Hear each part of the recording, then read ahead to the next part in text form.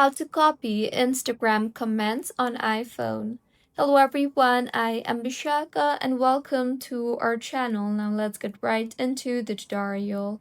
Firstly, go ahead and open the Instagram application on your device and make sure you are signed in.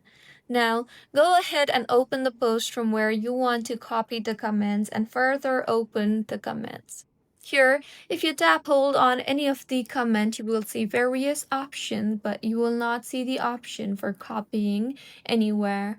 So in order to copy the comment, simply take a screenshot from your iPhone and now go ahead and open the Photos app and then open the picture that you just took the screenshot of. Once open, tap hold on the text that you want to copy, and in the menu that appears, you will see the copy option. Tap on the copy option, and with this, the comment will be copied. You can now go ahead and paste it anywhere you want, and as you can see, the comment has been copied. So this is how you can copy Instagram comments on iPhone. If you find this tutorial helpful, please like the video and do comment if you have any queries. Also, do subscribe to our channel for more helpful tutorials like this. See you on the next one.